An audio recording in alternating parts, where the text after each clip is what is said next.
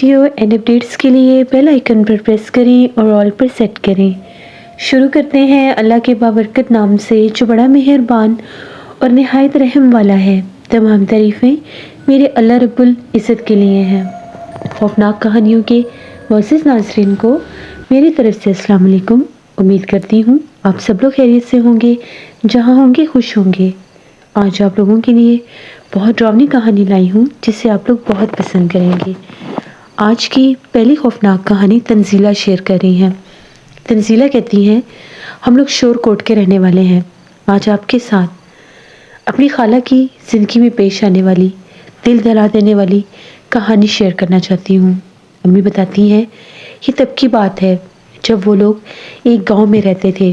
میرے ننیحال والوں کا گاؤں شور کوٹ سے آگے ہے۔ اس دور میں وہ بالکل ایسے ایک دیہاتی علاقہ تھا جہاں پر کوئی بھی اس دور میں سہولتیں نہیں ہوتی تھیں جو آج کل کے دور میں ہیں۔ امی وغیرہ 5 بہنیں اور ان کا ایک بھائی تھا۔ امی کہتی ہے ہم لوگوں کی سب سے چھوٹی جو بہن تھی اس وقت اس کی عمر 18 برس تھی، تو وہ گاؤں کی لڑکیوں کے ساتھ گاؤں کے کنویں پر، نہر پر، باغ میں چلی جایا کرتی تھی۔ اس وقت بڑے اچھے دور ہوتے تھے۔ گاؤں کی سبھی لڑکیاں مل کر باغ باغیچوں میں، نہروں پر، کنووں پر چلی جایا کرتی تھیں۔ تو یہ بھی جایا کرتی تھی، اکثر ہم لوگ بھی اس کے ساتھ چلے جایا کرتے تھے۔ ہم لوگوں کی ایج گروپ کی فرینڈس بھی، سہیلیاں آتی تھیں، ان کے ساتھ ہم لوگ چلے جایا کرتے تھے اور یہ اپنی سہیلیوں کے ساتھ رہتی تھی۔ ایک دفعہ ایسا ہوا، ہم لوگ ساری گاؤں کی لڑکیاں، ہر کوئی اپنے گھر سے مختلف کھانے کی چیزیں بنا کر لایا۔ ہم لوگ گاؤں میں، جو گاؤں کی نہر تھی، اس وقت اس پار ایک چھوٹا سا باغیچہ ہوا کرتا تھا پھولوں کا۔ باغیچہ نہیں، بس اس سائڈ پر ایک جگہ تھی مخصوص، وہاں پر بہت زیادہ پھول لگتے تھے۔ وہاں پر ہم لوگ ساری بیٹھ کر اپنے گھر سے لائی ہوئی چیزیں کھا رہی تھیں۔ گرمیوں کے دن تھے، ٹھنڈی ہوا چل رہی تھی اور ہم لوگ درختوں کی چھاؤں میں بیٹھی ہوئی تھیں۔ تھوڑی ہی دیر کے بعد میری بہن بھاگتی بھاگتی آئی اور اگر کہنے لگی کوئی کھانے کی چیز ہے تو ہمیں دے دو۔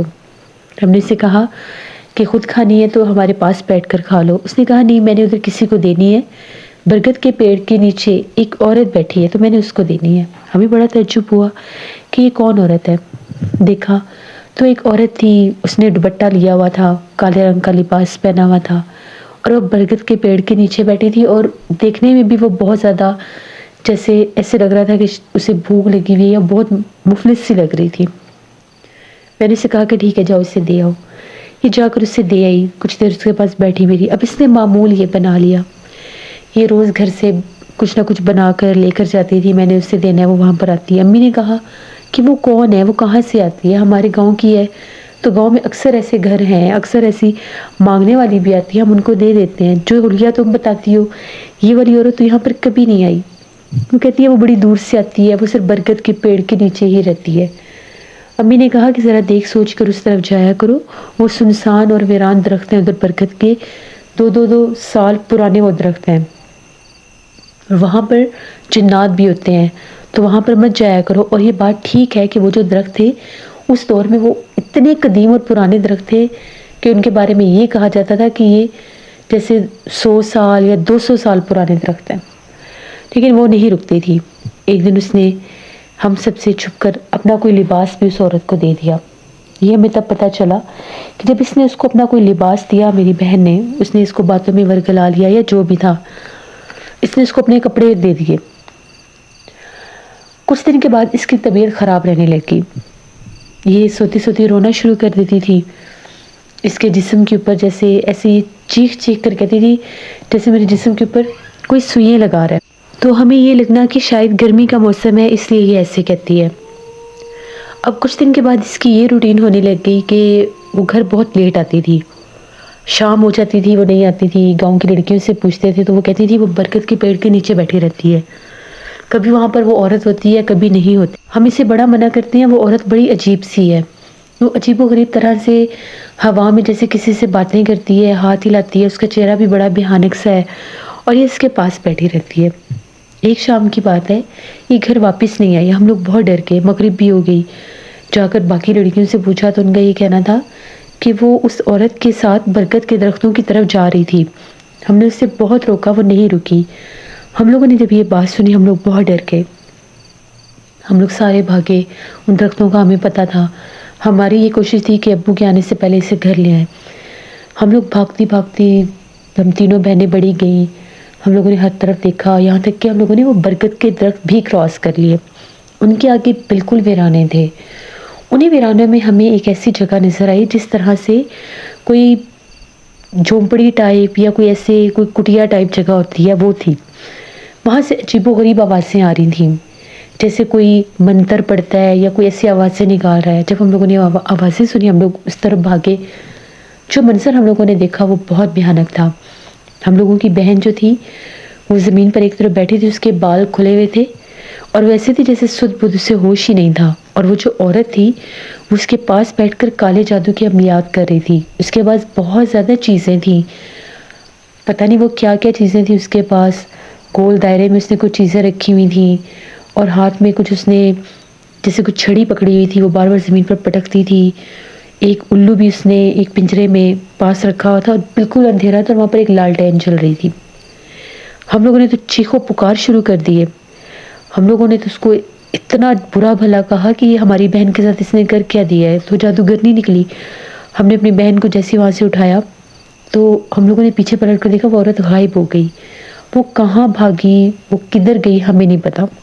اس وقت اس کا چہرہ بھی بہت بھیانک تھا۔ جیسے کیسے کر کے ہم اسے گھر لے کر آئے۔ ہم لوگوں نے پورے گاؤں میں یہ بات پھیل گئی کہ وہ جادوگرنی تھی، اس نے لڑکی پر عمل کر دیا، یہ وہ۔ اسے کہاں ہوش آنے والی تھی۔ جب اسے ہوش آیا تو اس نے عجیب و غریب حرکتیں کرنا شروع کر دی، کہکے مار مار کے ہنسنے لگ گئی، عجیب و غریب آوازیں نکالنے لگ گئی اور کوئی اور بولی بولنے لگ گئی۔ یہاں تک کہ وہ کوئی ایسی زبان بول رہی تھی جس کی ہمیں کسی کو بھی سمجھ نہیں آئی تھی، نہ پشتو نہ کوئی عجیب و غریب لینگویج تھی، وہ کیا لینگویج تھی ہمیں نہیں سمجھ آتی، اور وہ باقاعدہ اشارے کر کے کہتی تھی کہ وہ وہاں پر کھڑی ہے۔ اب ہم لوگوں کے گھر کے ساتھ تیسرے نمبر پر جو گھر تھا وہاں پر ایک بزرگ عورت تھی، بڑی روحانیت رکھتی تھی۔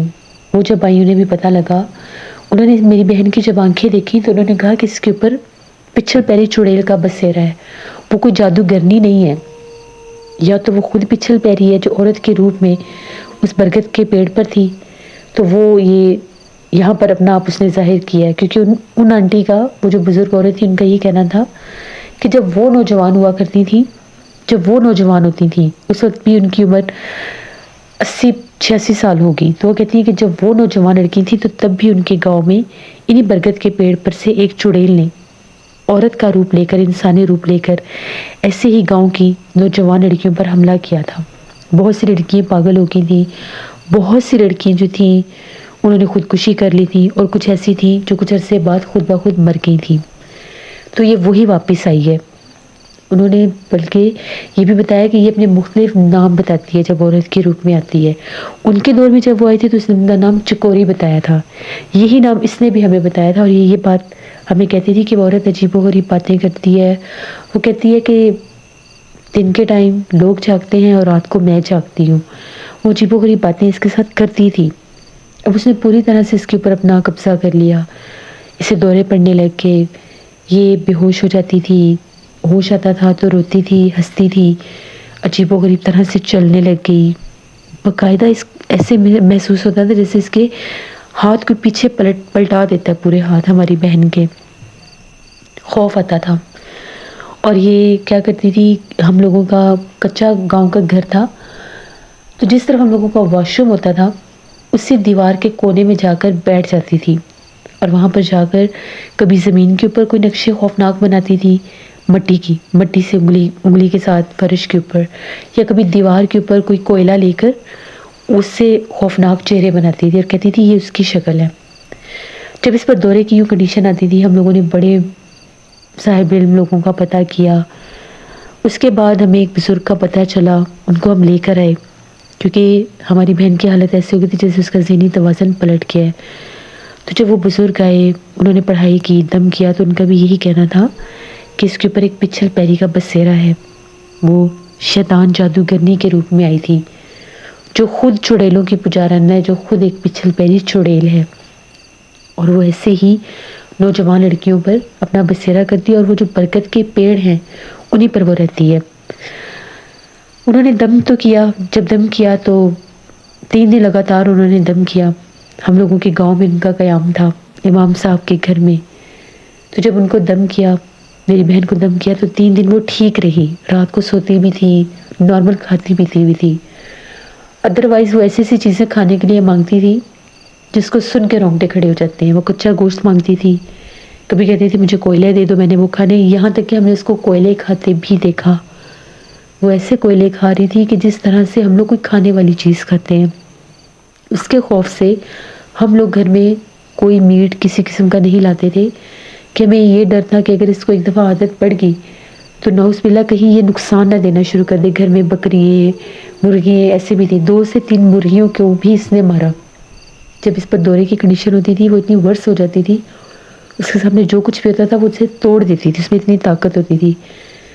اس نے مرغی کو پکڑا اور اس کی اتنی زور سے اس نے اس کی گردن نوچی، اس کے تن سے الگ کر دی اور دور جا کر پھینکی۔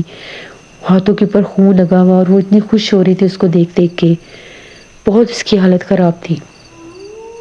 پھر وہ جو عامل تھے 3 دن کے دم کے بعد انہوں نے اس پر باقاعدہ عمل کرنا شروع کر دیا۔ پھر ہمیں پتہ چلا کہ اس نے اپنا ایک لباس بھی اس کو دیا تھا، اس نے ہمیں نہیں بتایا تھا۔ ہم ساری بہنوں کے ایک جیسے سوٹ تھے، اس کا وہ سوٹ غائب تھا۔ تو جب امی نے پوچھا کہ تمہارا وہ جوڑا نہیں مل رہا، وہ کہاں پر ہے، تو تب اس نے بتایا تھا کہ میں نے اس کو دے دیا مانگنے والی کو۔ اسی کے پہنے ہوئے کپڑوں پر اس نے وہ عمل کیا، اس کے اوپر سایہ ہو گیا اس کا۔ یہ بھاگتی تھی ان درختوں کی طرف، ان درختوں سے خوفناک چیخیں سنائی دیتی تھیں۔ جن دنوں میں ان بزرگ نے وہ عمل کیا ہماری بہن کے اوپر سے اس مخلوق کو ہٹانے کا، پچھل پیری کو ہٹانے کا، ان دنوں گاؤں کے لوگوں نے بھی ہمیں بتایا کہ رات بھر آپ لوگوں کے گھر کے ایک عورت، خوفناک چہرے والی، چہرہ جیسے ڈھکا ہوا ہوتا ہے، تھوڑی سی آنکھیں نظر آتی ہیں، کبھی اس کا قد بہت لمبا ہوتا ہے، کبھی بہت چھوٹا ہوتا ہے، وہ آپ کے گھر کے چکر کاٹتی ہے، اور جیسے ہی وہ آپ کے گھر کے دروازے کے قریب آتی ہے وہ بھاگ جاتی ہے۔ بڑی دفعہ اس کو لوگوں نے پکڑنے کی کوشش کی، اور جب اس کو پکڑنے کی کوشش کرتے تھے وہ غائب ہو جاتی تھی۔ اور رات رات بھر گاؤں کے جو کتے ہوتے تھے ہمارے گھر کے باہر آ کر بھونکتے تھے، خوفناک آوازوں میں روتے تھے، کیونکہ انہیں وہ مخلوق ہم لوگوں کے گھر کے اوپر منڈلاتی نظر آتی تھی۔ یہاں تک کہ ایک دفعہ ابو جب واپس آ رہے تھے تو ابو نے باقاعدہ ہمیں یہ کہا کہ مجھے ایسا لگا کہ جیسے ہم لوگوں کی چھت کے اوپر کوئی کھڑا ہوا ہے رات کے وقت۔ بہت قداور تھی وہ، ایسے لگتا ہے چھت کے اوپر جیسے کھڑی ہے۔ اور ابو جب گھر کی طرف آنے لگے، سگریٹ پیتے تھے، انہوں نے سگریٹ لگایا تو وہ دیوار سے پیچھے ہٹتی ہٹتی جیسے ابو بھاگتے ہوئے اور یہ کہنے لگے چھت پر کون ہے اتنی رات کو۔ انہیں یہ ڈر تھا کہ ہم لوگوں کی جو چھوٹی بہن ہے وہ نہ ہو۔ ہم لوگوں نے کہا کوئی بھی نہیں ہے، لیکن پھر بھی وہ چھت پر گئے تو چھت پر کوئی بھی نہیں تھا۔ اس حد تک وہ مخلوق میری بہن پر حاوی ہوئی۔ پھر وہ جو عامل تھے انہوں نے عمل کیے، اس کے بعد کافی عرصہ وہ عملیات چلے، 6-7 ماہ وہ عمل کرتے رہے۔ کبھی کوئی عمل ہوتا تھا، کبھی کوئی ہوتا تھا، کبھی کسی قسم کے تعویذ ہوتے تھے ان سے، کبھی وہ ٹھیک بھی ہو جاتی تھی، کبھی بیمار بھی ہو جاتی تھی۔ اب وہ جو برکت کے درخت تھے ان کے اوپر انہوں نے جا کے حصار کیے، جب انہوں نے وہاں پہ جا کر کیل لگوائے، اس کے بعد اس کو دورے کچھ کم پڑنے لگے۔ پھر انہوں نے یہ کہا کہ اس کی شادی آپ کو سب سے پہلے کرنی ہوگی، وہ سب سے چھوٹی تھی۔ پھر اس کی شادی سب سے پہلے کر دی گئی اور اس کو دوسرے گاؤں میں بھیج دیا گیا۔ جب اس کو دوسرے گاؤں میں بھیج دیا گیا تب آہستہ آہستہ وہ اپنی زندگی میں نارمل ہونے لگ گئی۔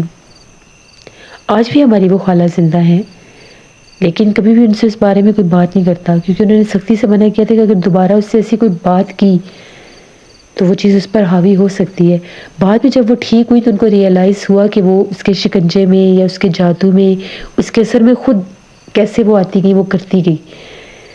تو خالہ جب ٹھیک ہوئی تھی تو انہوں نے سب کو یہ بتایا تھا کہ اس نے ان کو پینے کے لیے بھی کوئی چیز دی تھی، کوئی پانی نما چیز تھی، اور وہ کہتی ہیں کہ جب میں برگد کے درخت کے پاس جاتی تھی وہ ایک دم سے آ جاتی تھی، وہ چل کے بھی نہیں آتی تھی، نہ وہ درخت سے نیچے اترتی تھی، وہ ایک دم ظاہر ہو جاتی تھی، کیونکہ وہ خود ایک پچھل پیری مخلوق تھی جو جادوگرنی کے روپ میں اس گاؤں پر ان درختوں پر رہتی تھی، جس نے بہت سی لڑکیوں کو نقصان پہنچایا۔ شکر ہے خالہ کی جان بچ گئی، کیونکہ ان کو وقت سے پہلے پتہ چل گیا۔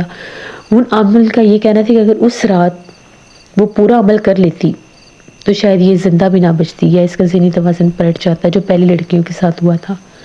تو یہ ایک کہانی تھی ہماری خالہ کی جو میں نے آپ کے ساتھ شیئر کی، اللہ سب کو برے وقت سے، برے حملوں سے محفوظ رکھے، آمین۔ اسی لیے کہتے ہیں کہ کھلی جگہوں پر، نہروں پر، کسی جگہ پر جائیں تو اپنی حفاظت کر کے جانی چاہیے، آیت الکرسی کا حصار کر کے جانا چاہیے۔ بہت شکریہ تنزیلہ آپ کا، اللہ آپ کی خالہ کو صحت یابی عطا کرے۔ جیسے یہ بات ٹھیک ہے کہ دریاؤں پر، نہروں پر، کھلے علاقوں میں جنات ہوتے ہیں، درختوں پر بھی ہوتے ہیں، برگد، پیپل، کیکر، ایسے بہت سے درخت ہیں جن پر مانا جاتا ہے کہ جنات کا بسیرا ہوتا ہے۔ بیری کا درخت ہو گیا۔ تو جب بھی آپ درختوں کے نیچے بیٹھتے ہیں، درختوں کے پاس سے گزرتے ہیں تو آیت کرسی پڑھنی چاہیے۔ ہمیں نہیں پتا ہوتا کہاں کیا ہو سکتا ہے، اللہ سے رحم مانگنا چاہیے۔ اپنا فیڈ بیک مجھے ضرور دیں، آپ لوگوں کو آج کی خوفناک کہانی کیسی لگی۔ آپ لوگ بھی اپنی خوفناک کہانیاں شیئر کر سکتے ہیں ڈسکرپشن باکس میں دیے گئے ای میل آئی ڈی machine57@gmail.com پر۔ اس کے علاوہ آپ لوگ مجھے کمنٹ باکس میں بھی سٹوری شیئر کر سکتے ہیں۔ ہارر سٹوریز اردو پر میں شارٹس میں 1 منٹ سٹوریز ڈالتی رہتی ہوں، ان کو بھی وزٹ کریں اور سبسکرائب کریں۔ انشاءاللہ رمضان شریف کے بعد اس پر ریگولر سٹوریز آئیں گی۔ اور جن لوگوں نے ابھی تک خوفناک کہانیوں کو سبسکرائب نہیں کیا، میرے چینل کو ضرور سبسکرائب کریں اور زیادہ سے زیادہ میرے چینل کی ویڈیوز کو شیئر کیا کریں۔ Thank you for listening my stories. اپنی ڈھیروں دعاؤں میں مجھے، میری فیملی کو ضرور یاد رکھیے گا۔ انشاءاللہ کل آپ لوگوں کے ساتھ پھر ملاقات ہوگی۔ اللہ نگہبان۔